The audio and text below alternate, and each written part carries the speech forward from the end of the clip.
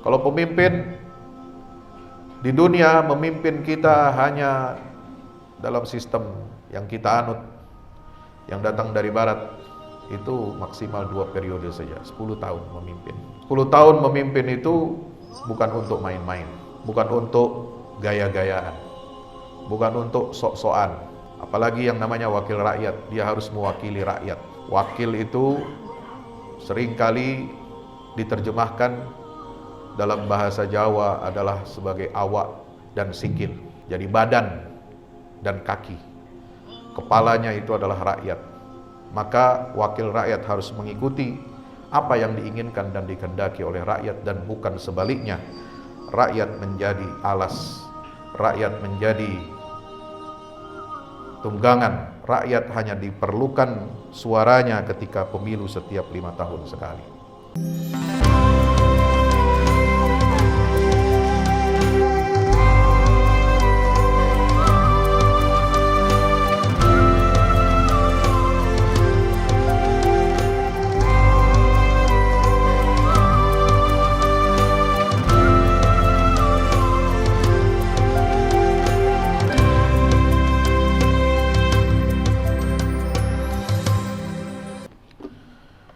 Innal hamdalillah nahmaduhu wa nasta'inuhu wa nastaghfiruhu wa nastahdihi wa na'udzu billahi min shururi anfusina wa min sayyiati a'malina.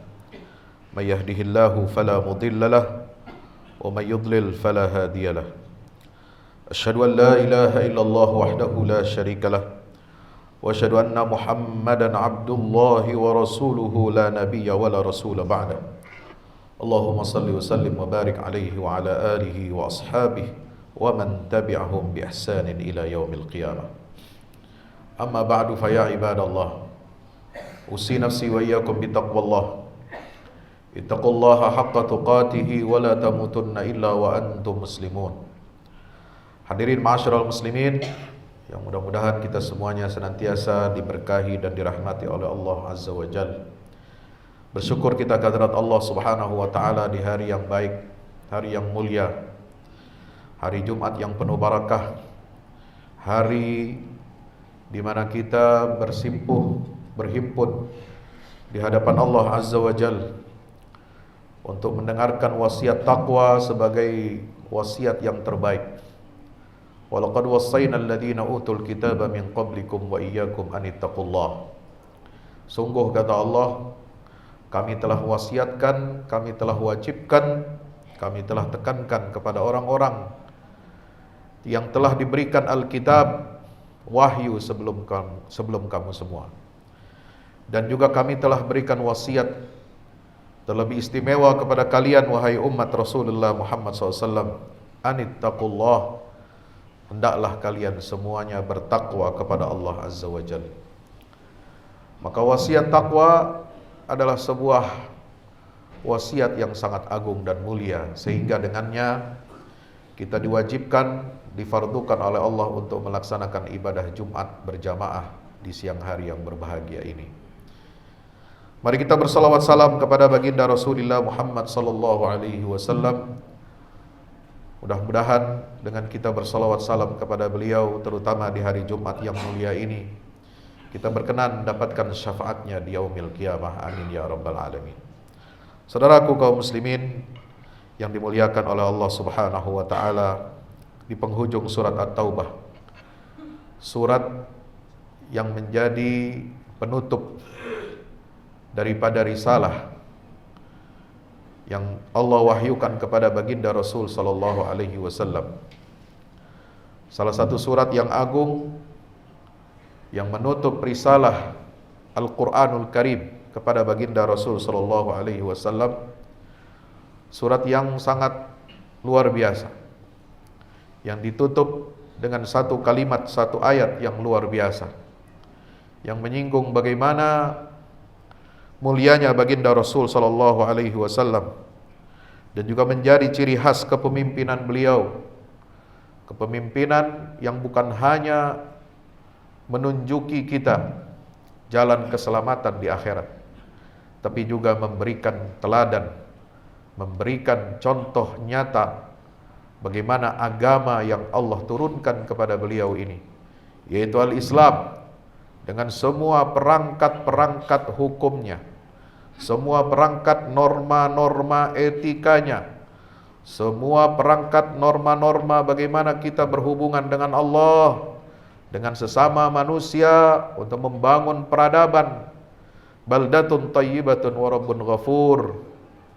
Allah Subhanahu wa taala jadikan Nabi sallallahu alaihi wasallam sebagai contoh yang ideal, contoh yang paling tinggi, yang paling mulia untuk bisa diterapkan dalam kehidupan kita sehari-hari. Allah Subhanahu wa taala menggambarkan di dalam Al-Qur'anul Karim di surat At-Taubah ayat 128. Laqad ja'akum rasulun min anfusikum azizun 'alaihi ma 'anittum harisun 'alaikum bil mu'minina raufur rahim. Sungguh benar-benar telah datang kepadamu seorang rasul dari kaummu sendiri. Sangat berat terasa olehnya penderitaan yang kamu alami. Inilah ciri pemimpin sejati. Dia harus merasakan beban, derita, apa yang diderita oleh rakyatnya, apa yang diderita, yang dialami oleh umatnya.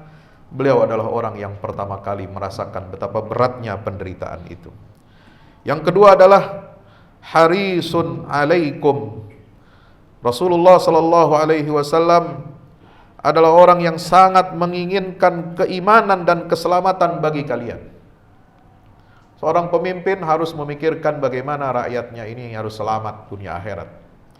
Bukan hanya terpenuhi sandang pangan dan papannya, bukan hanya terpenuhi bagaimana mereka bisa bekerja mencari nafkah, bukan hanya terpenuhi kebutuhan sarana prasarana infrastruktur untuk kesejahteraan dan kemajuan masyarakat, tetapi juga seorang pemimpin yang sejati senantiasa memikirkan dan sangat menginginkan keselamatan bagi kita di dunia dan di akhirat. Karena kehidupan akhirat jauh lebih panjang, jauh lebih kekal dan abadi daripada kehidupan kita di dunia ini. Kalau pemimpin di dunia memimpin kita hanya dalam sistem yang kita anut, yang datang dari barat, itu maksimal 2 periode saja, 10 tahun memimpin. 10 tahun memimpin itu bukan untuk main-main, bukan untuk gaya-gayaan, bukan untuk sok-sokan. Apalagi yang namanya wakil rakyat, dia harus mewakili rakyat. Wakil itu seringkali diterjemahkan dalam bahasa Jawa adalah sebagai awak dan sikil. Jadi badan dan kaki. Kepalanya itu adalah rakyat. Maka wakil rakyat harus mengikuti apa yang diinginkan dan dikehendaki oleh rakyat, dan bukan sebaliknya. Rakyat menjadi alas, rakyat menjadi tunggangan, rakyat hanya diperlukan suaranya ketika pemilu setiap 5 tahun sekali. Saudaraku yang dirahmati Allah Subhanahu wa taala, maka seorang pemimpin sebagaimana digambarkan oleh Allah Subhanahu wa taala dalam Al-Qur'anul Karim, dia harus senantiasa memikirkan dan sangat menginginkan keimanan dan keselamatan bagi kita. Inilah pemimpin yang baik, bukan hanya memikirkan bagaimana 10 tahun dia berkuasa, bagaimana dia bisa meninggalkan legasi yang baik, bagaimana dia bisa membangun infrastruktur, meningkatkan kesejahteraan rakyat, bangsa dan negaranya, dan meningkatkan kualitas kehidupan bangsa dan negaranya, atau meningkatkan citranya di mata dunia internasional, atau meningkatkan indeks pembangunan manusia di negaranya. Tetapi dia juga harus memikirkan bagaimana keselamatan rakyat ini, bukan hanya di dunia tetapi juga di akhirat.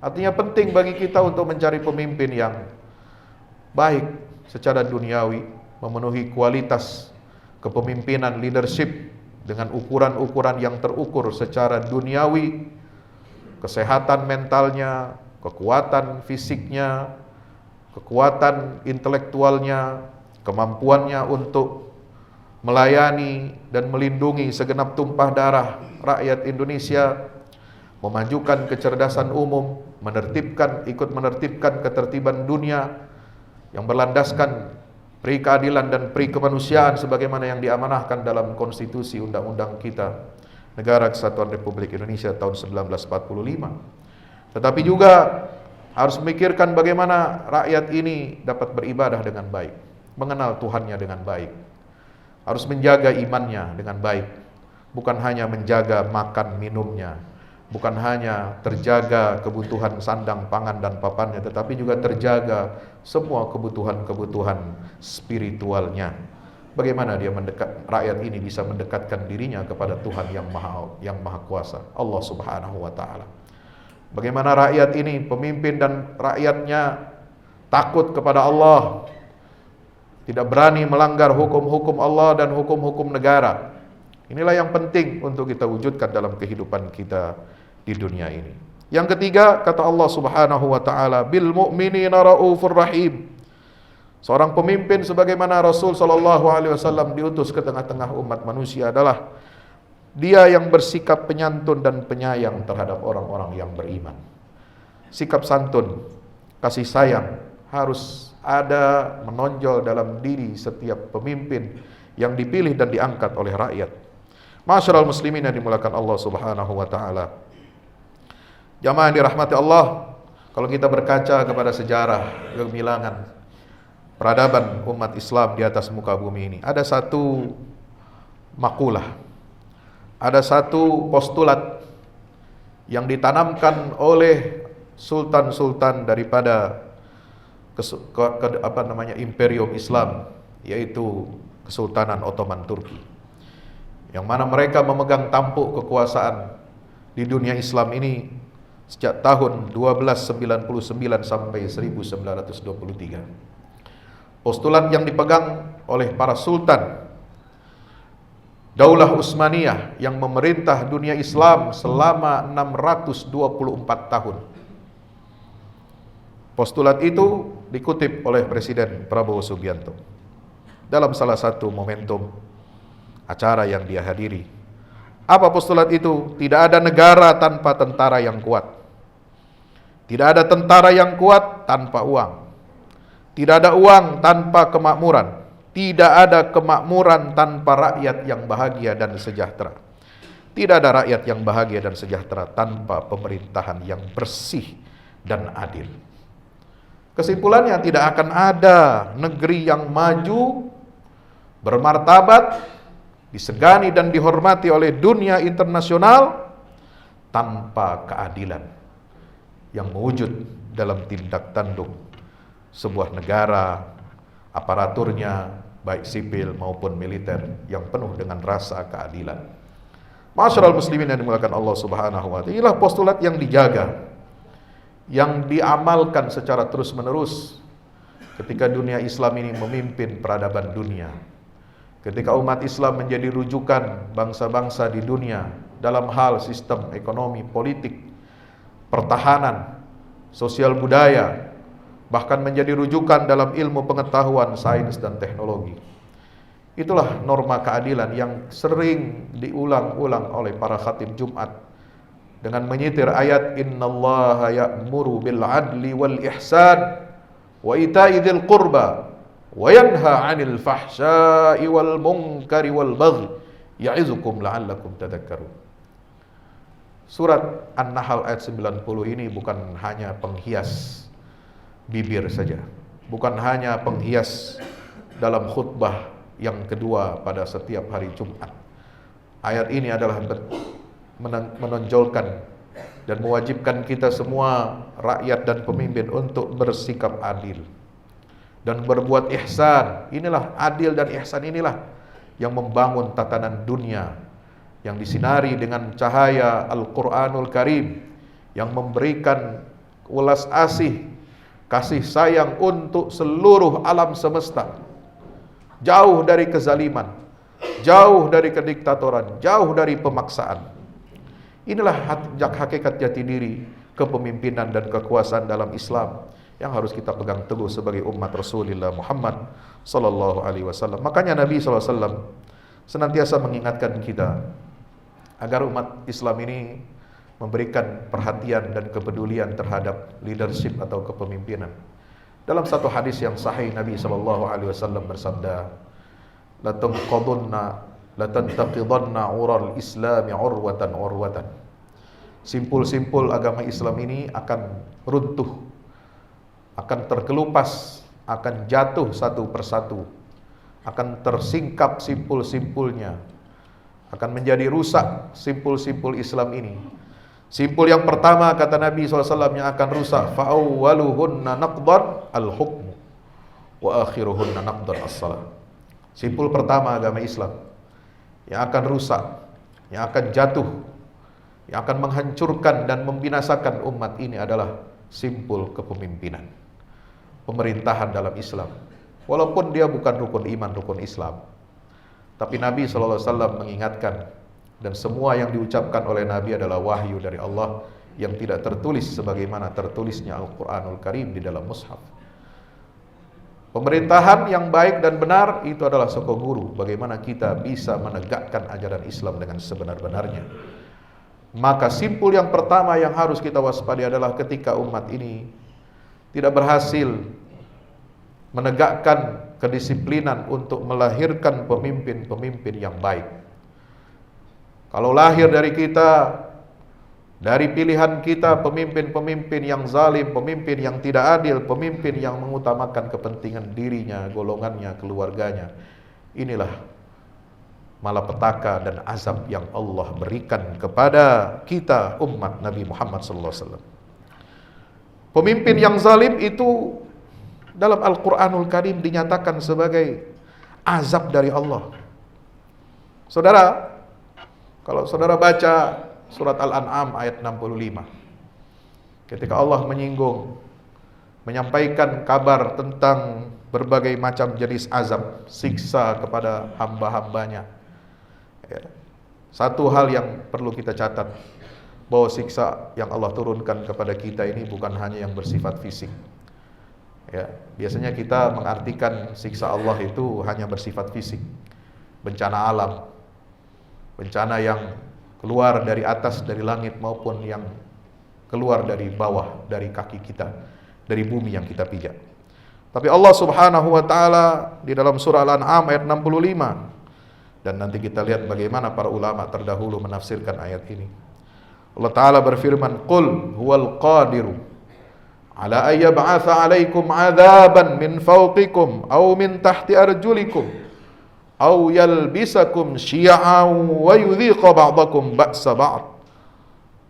Unzur kaifa nusarriful ayati la'allahum yafqahun." Katakanlah wahai Muhammad SAW, dialah Allah yang maha kuasa, yang mengirimkan azab kepadamu dari atas atau dari bawah kakimu, atau dia memecah belah kamu menjadi golongan-golongan yang saling bertentangan satu sama lain, dan merasakan kepada sebagian kamu keganasan sebagian yang lain. Ya, ini kalimat yang syarat dengan makna, kalimat yang tidak boleh kita abaikan atau kita remehkan, karena dia adalah kalamullah, firman Allah Azza wa Jalla. Di dalam kitab-kitab tafsir Al-Quran pada umumnya dijelaskan bentuk azab Allah itu dari arah atas adalah azab fisik, ya, berupa bencana alam seperti hujan batu, ya, seperti yang menimpa siapa? Kaum Nabi Lut. Atau sambaran petir, suara yang mengguntur seperti yang menimpa kaum Ad dan Samud. Angin badai topan atau benda langit yang jatuh ke bumi. Sedangkan azab dari bawah kaki adalah berupa banjir, gempa bumi dan lain sebagainya. Tapi di sisi lain kita melihat juga bahwa para ulama ketika menafsirkan ayat ini tidak monolog, tidak monolitik, tidak menafsirkannya secara tunggal hanya dengan pengertian azab yang fisik. Tetapi para ulama klasik bahkan dari periode sahabat dan tabi'in seperti Abdullah ibn Abbas radhiyallahu anhu, sepupu Nabi sallallahu alaihi wasallam yang bergelar terjumanul Quran, juru bicara Al-Quranul Karim, dan murid-murid beliau yaitu Mujahid dan Al-Hasan Al-Basri menafsirkan ayat bahwa azab dari atas itu artinya adalah berupa a'immatus su', para pemimpin yang buruk dan jahat. Imam Al-Qurtubi juga menyitir menukil pendapat Ibnu Abbas dan Mujahid bahwa yang dimaksud azab dari atas kita itu adalah karena pemimpin itu dijunjung tinggi, pemimpin itu ada di atas kita. Maka dua ahli tafsir ini menjelaskan bahwa mana azab dari atas itu adalah al-umara'uz zalamah, penguasa-penguasa yang zalim, dan azab dari bawah kaki adalah safalah wa abidus su', yaitu orang-orang rakyat yang tidak bermoral, wa abidus su', dan hamba-hamba, budak-budak atau jongos-jongos yang buruk. Nah, ini bahaya sekali. Kalau sebuah negeri pemimpinnya zalim, pemimpinnya rusak, dan rakyat yang dipimpinnya adalah orang-orang yang tidak bermoral, dan dia menerima statusnya sebagai budak yang buruk, jongos-jongos yang buruk, yang siap untuk dicocok hidungnya. Kemanapun tuannya pergi, dia akan ikut apa kata tuannya, dan dia tidak kritis dan tidak mau menggunakan akal fikirannya dan hati nuraninya yang baik. Jamaah yang dirahmati Allah Subhanahu. Inilah kepemimpinan semacam ini, kata Imam Al-Qurtubi, adalah azab yang paling nyata yang dapat membuat kehidupan masyarakat sebuah bangsa dan negara menjadi serba sulit, penuh ketimpangan dan keterpaksaan.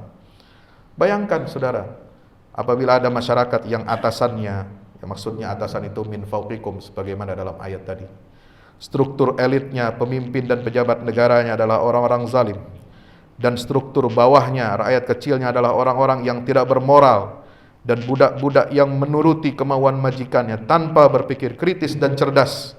Bukankah masyarakat seperti itu sedang hidup di dalam siksa neraka dunia? Meskipun raga fisik kita merdeka dan sejahtera, meskipun kita kenyang, tapi secara jiwa dan pikiran kita terbelenggu dan terjajah dan cenderung akan menjadi negara yang gagal. Nauzubillah, tsumma nauzubillah min zalik.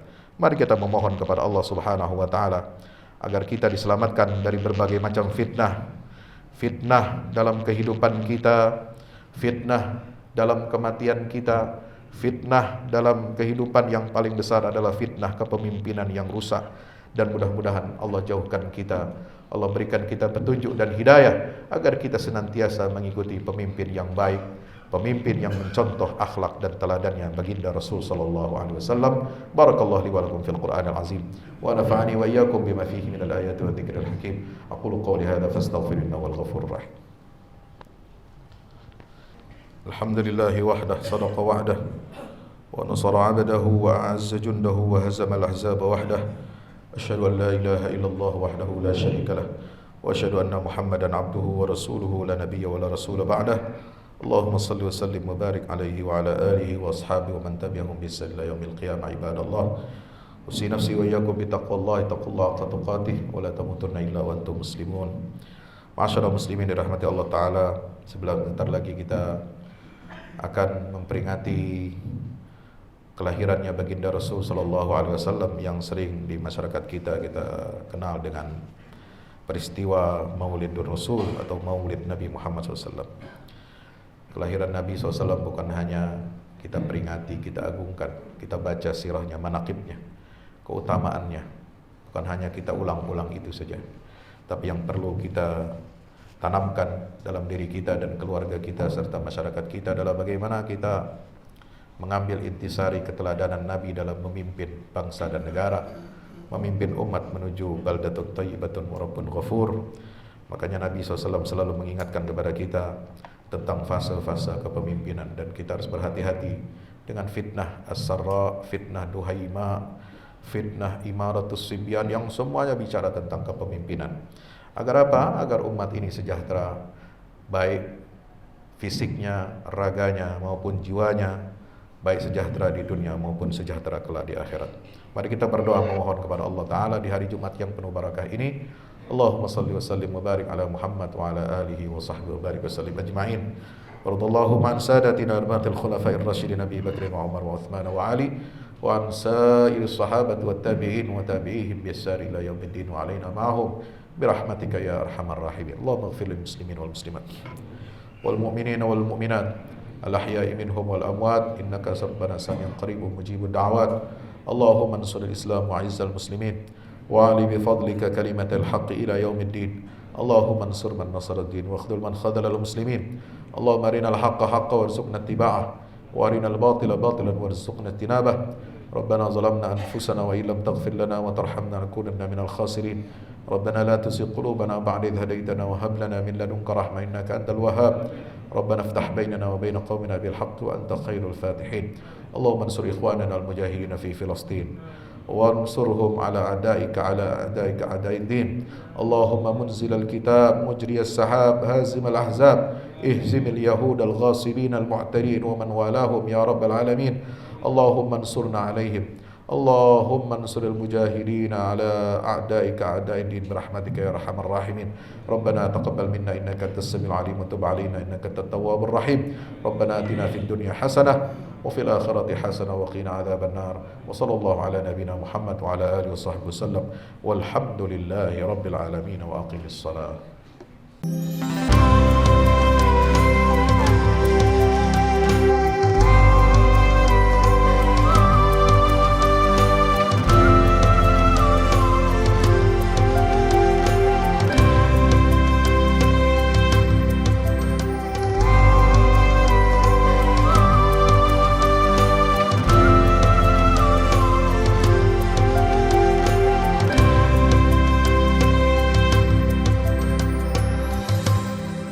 Assalamualaikum warahmatullahi wabarakatuh. Yang terbaru dari Al-Fahmu Institute, buku petunjuk manusia pilihan, karya Ustadz Fahmi Salim. Dari keseluruhan jumlah ayat-ayat Al-Quran, sekitar sepertiganya adalah berupa kisah-kisah.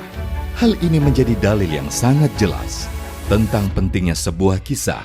Andaikan kisah ini tidak penting, tidak mungkin menempati porsi yang banyak di dalam Al-Quran ini. Kisah Al-Quran mempunyai keistimewaan yang membedakan dengan kisah-kisah lainnya, seperti kisah sejarah ataupun fiksi. Sesungguhnya, kisah-kisah Al-Quran sumbernya adalah Al-Quran itu sendiri. Kisah Al-Quran adalah kisah yang mempunyai target, yaitu target agama dan akhlak. Sesungguhnya sumber yang menjadi rujukan asal kejadian-kejadian di dalam kisah-kisah Al-Quran dan para tokohnya adalah berasal dari alam dunia dan sejarahnya. Kisah Al-Quran adalah kisah nyata yang tidak ada khayalan atau fiksi di dalamnya. Tidak ada kepalsuan dan tidak ada mitos, serta tidak ada kode tertentu. Ini dikarenakan kandungan kebenaran yang terdapat di dalam sebuah kisah Al-Quran mengenai alam semesta dan tabiat jiwa manusia, serta kisah-kisah umat manusia semuanya itu adalah kebenaran yang valid, baik secara keilmuan maupun sejarahnya. Objek dari kisah Al-Quran adalah manusia. Karena manusia merupakan tujuan utama dari adanya sebuah risalah, perintah dan larangan secara umum. Manusia itu adalah penerus dan penerima apa-apa yang terdapat di dalam Al-Quran.